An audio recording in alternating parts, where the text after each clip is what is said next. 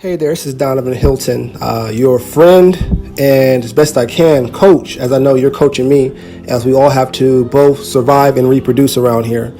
And so as I have the opportunity of a growing career for however long I'm fortunate to experience this career, of connecting to decision makers economically, as well as politically, as well as residentially, I've had a chance to truly see how the system is operated from a public, private sector and volunteer sector point of view. I've had a chance to see how mentalities are from an employee, self-employed, business owner, and investor point of view, and had a chance through my own life to really get an understanding of how powerful and willing one has to be when it comes to perseverance. So I was doing some urban core development work, one of the fields that I operate in, and if for those that don't know, housing and property is drastically changing in the United States of America. That's a given. Almost every major city has affordable housing challenges, so much so that because the housing cannot be addressed at the moment, and I say this positively and integrally, staying positive, that residents that want to stay close to the city that is being developed urbanly are moving to the closest city possible for affordable housing, because the city is more affordable based upon the lower cost of living. So as an urban core developed area becomes more valuable and profitable because employers are moving in for whatever reason. There's conversations about taxes and other reasons as to why employers move in. But the bottom line is these jobs are coming in. A lot of times these jobs are your mid to high five-figure as well as six-figure jobs. Understand that America is an economic leader, a labor leader, and is no longer traditionally an agribusiness manufacturing country, even though we know that agribusiness and manufacturing is the lifeblood to all capitalistic societies. But because we're so skilled as a country and almost past that, if you will, we've gotten to the point now where this country is more service sector.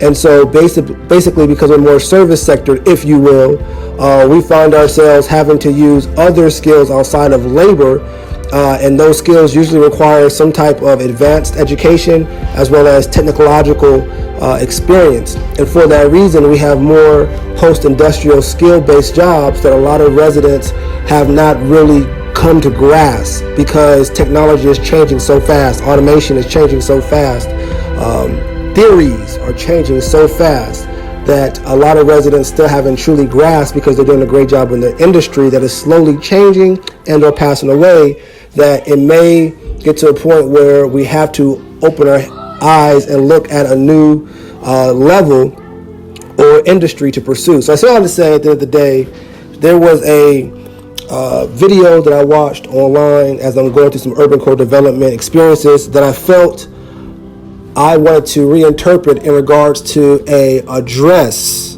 with all due respect, to what one may call a low-income resident, simply because the economic trends in the United States of America are changing to where you have to be a producer even as a consumer, meaning your skills have to be at a certain level. Your work skills and work experience has to be at a certain level to be able to live a middle-class life as inflation continues to increase and just life happens as far as economics. Those things increase. And so you have to be skilled and experienced in work. Why? Because technology you're competing against. You're also competing against new Americans that are moving in with skills, are hungry to work the lower pay jobs just to get the experience and know-how and get promoted through that direction. Then you also have non-U.S. citizen migrant workers that come in for the industries that really can't find local residents for the jobs. They're also increasing their GDP and income.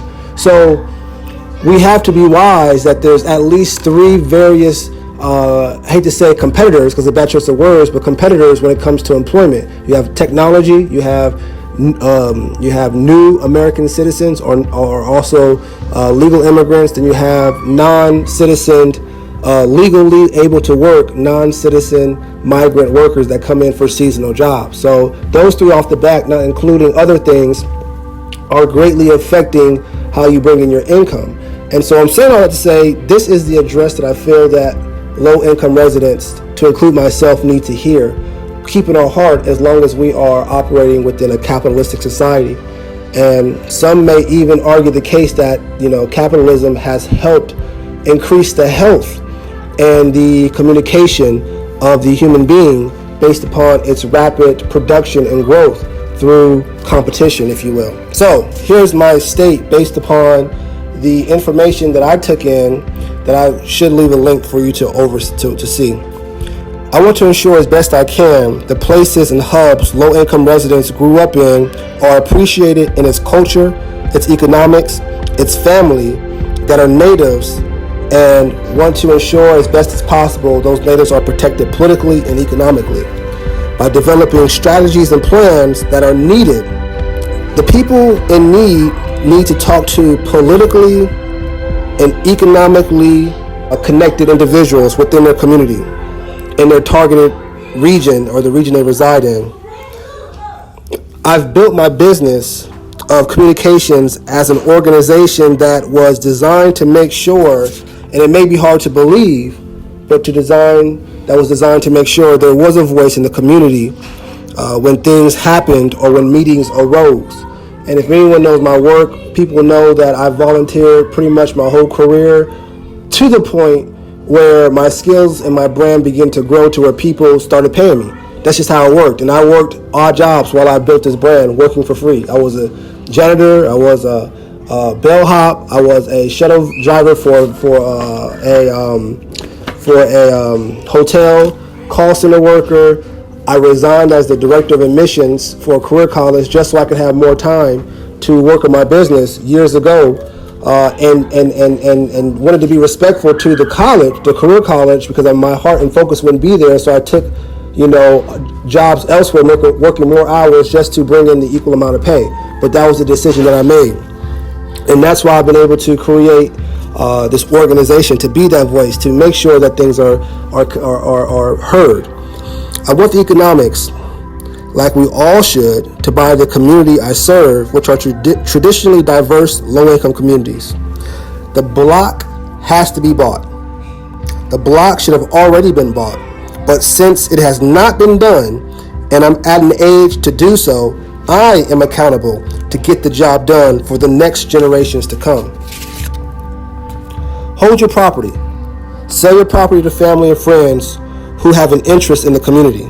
If you want your neighborhood to stay the same, sell to who you know will uphold the culture or be okay with your earnings that you'll receive and the possibility of your neighborhood culture changing.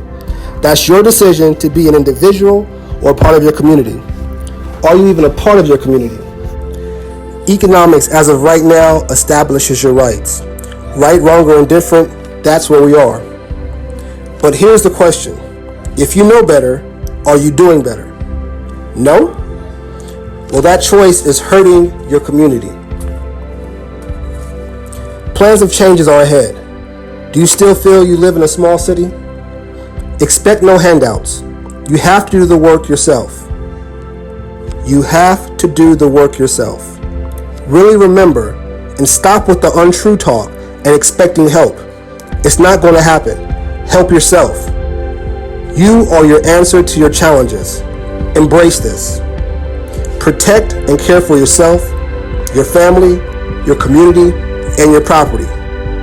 One can no longer, in today's time, stand around and let untruth happen and wake up in the future reminiscing on the neighborhood's past. Don't get angry. Examine. Improve. Idleness happened. The world is not scared to move forward with or without you. Learn, grow, survive, thrive. Know yourself or experience hardship economically.